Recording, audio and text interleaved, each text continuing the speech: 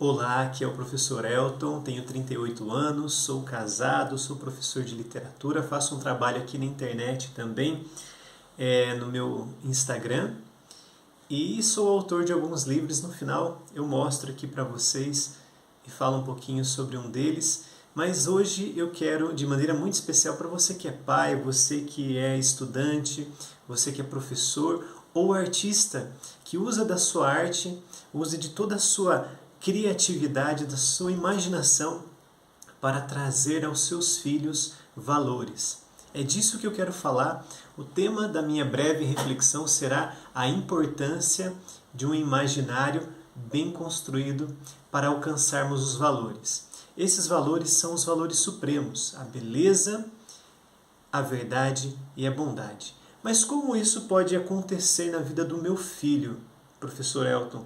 Isso acontece a partir de uma busca pessoal, por algo que nós podemos alcançar através do nosso imaginário.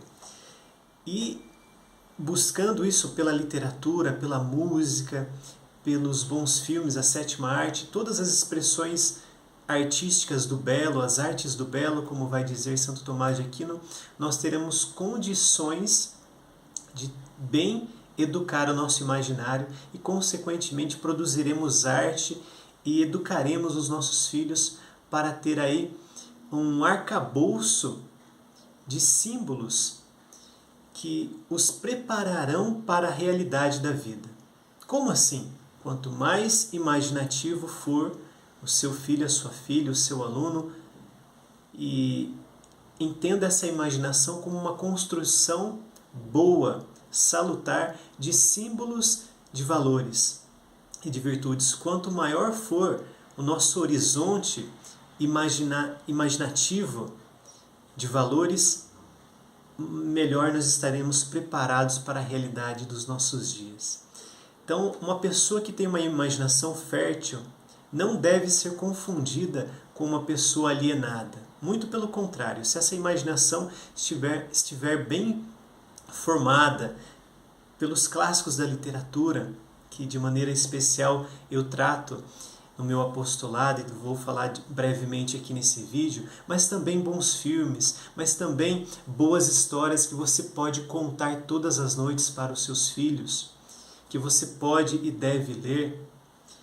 Todo esse imaginário, ele vai fazer com que a sua inteligência, com que a sua memória, as potências da nossa alma trabalhem para buscar os valores supremos, que é a beleza, a verdade e a bondade. Santa Teresa d'Ávila, ela vai dizer, uma grande mística do século XVI, que a imaginação, ela é louca da casa. Mas não qualquer imaginação. A imaginação que não é educada.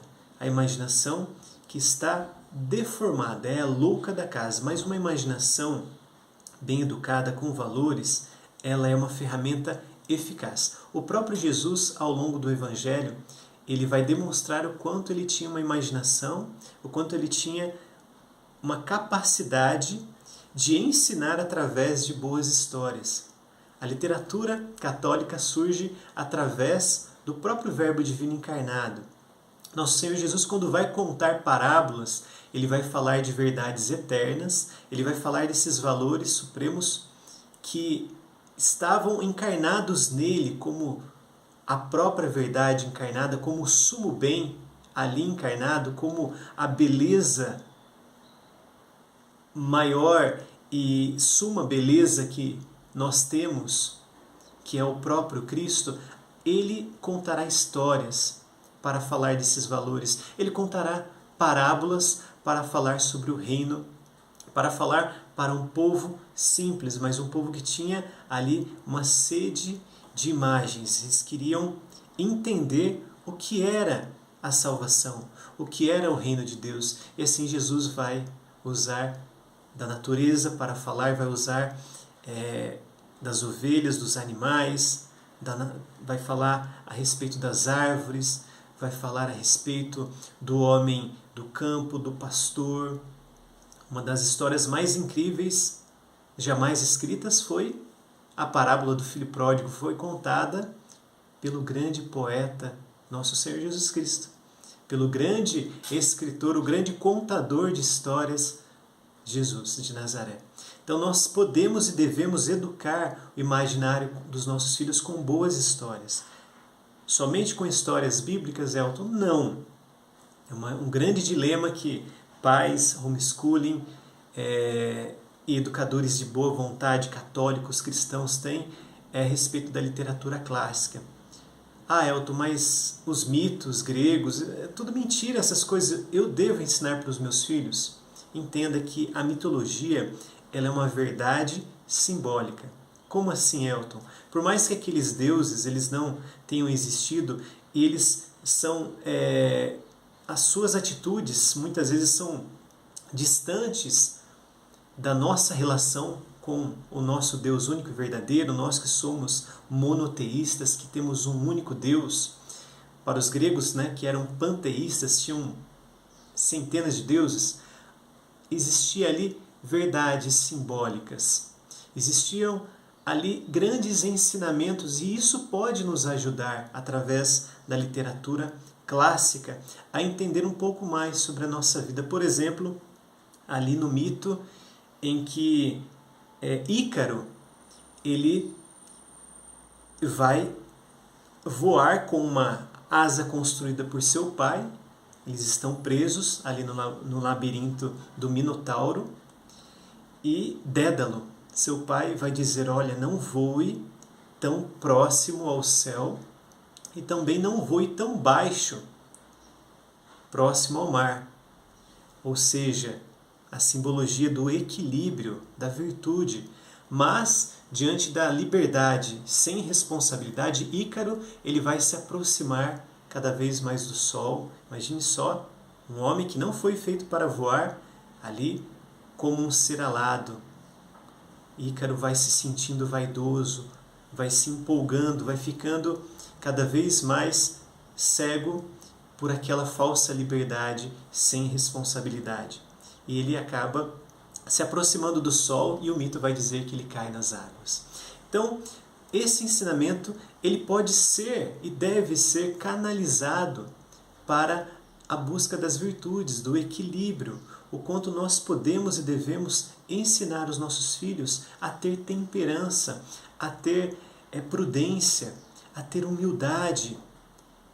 Um pai e uma mãe, e eu não estou sendo exagerado aqui porque sou pai também, sou pai de um menino de 3 anos e meio, estamos grávidos, não sei ainda se é menino ou menina, mas como pai e educador, eu sei o quanto é importante dizer não para os nossos filhos. O quanto, quando o filho faz pirraça, e o pai, para se ver livre daquela pirraça, daquele choro, daquela gritaria, acaba dando chocolate, acaba dando brinquedo imediatamente, e isso vai fazer com que o seu filho tenha uma fraca vontade, tenha uma vontade destreinada, e isso vai, no futuro, sem parecer exagerado, produzir um maconheiro, produzir talvez um viciado em pornografia, porque não tem a virtude da fortaleza, não foi treinado por seus pais para isso. A criança que tudo quer e tudo consegue dos seus pais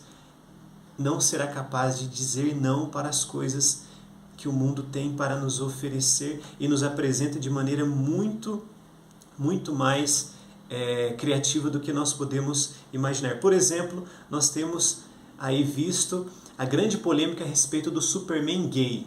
Por que nós temos hoje a desconstrução desse personagem? Eu quero trazer para vocês aqui de maneira breve. Superman foi um personagem escrito em 1938 por 2 judeus, Jerry Siegel e Joe Shuster. Esses 2 judeus construíram um personagem com elementos judaico-cristãos. Então, seu nome ali, Kal-El, e depois que vai se tornar Jor-El, né? Esse El, esse sufixo, ele significa Deus na língua hebraica. Ele é colocado numa nave. Quando Krypton, né, nós sabemos a história, está em colapso, ele é colocado numa nave de maneira análoga a Moisés, que é colocado num cesto, num rio, para que não seja morto, porque os egípcios estavam matando as crianças. Moisés, que vai ser o grande libertador do povo de Deus que está escravizado no Egito. Então, todas essas referências simbólicas vão trabalhando o nosso imaginário. E quando nós olhamos para um personagem como Superman, um personagem cheio de valores judaico-cristãos, como o próprio diretor do filme Superman, Zack Snyder, em 2013, na coletiva de imprensa, ele vai dizer que ele reconhecia todos esses elementos judaicos cristãos e ele prometia que ele deixaria nos seus filmes esses elementos, porque ele sabia que aquilo havia passado décadas e havia construído todo o imaginário de gerações com o Superman hétero, o Superman que constituía uma família com Lois Lane, e o Superman que, acima de tudo, tinha valores, que estava sempre se doando, estava sempre se esvaziando da sua própria vontade para buscar a salvação dos menos favorecidos, dos homens mais frágeis do que ele. É interessante a analogia que tem também a respeito dos nomes. Por exemplo, Jonathan Kent, o pai adotivo de Clark Kent, que é o Superman, e Martha Kent. As iniciais J e M, Jonathan e Martha, são simbolicamente, não por um acaso, mas colocada de maneira ali cirúrgica pelos dois escritores, José e Maria.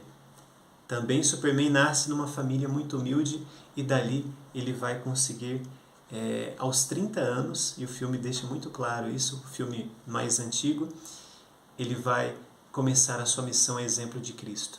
Então, no cinema e na literatura nós temos inúmeros exemplos de grandes obras, de personagens que podem servir como essa emulação. Nós podemos olhar para esses personagens e nos perguntar o tempo todo: será que eu teria essa mesma atitude heróica, corajosa,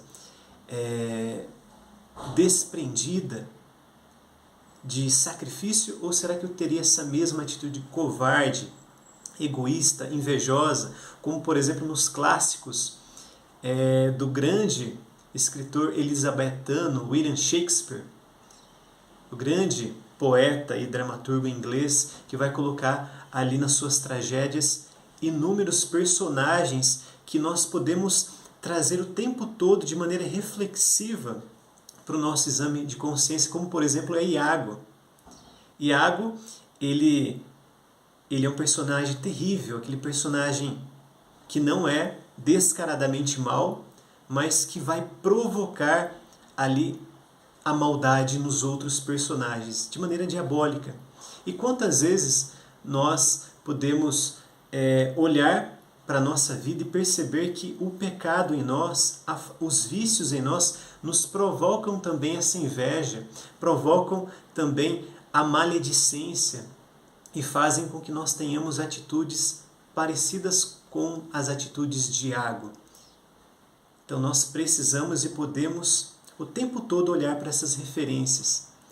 Temos no Rei Lear, outra tragédia de Shakespeare, um rei egoísta, vaidoso, que vai chamar as suas filhas ali para uma reunião dizendo: olha, quem me elogiar mais ficará com a melhor parte do reino. Ali causa uma divisão. Quem que é o divisor?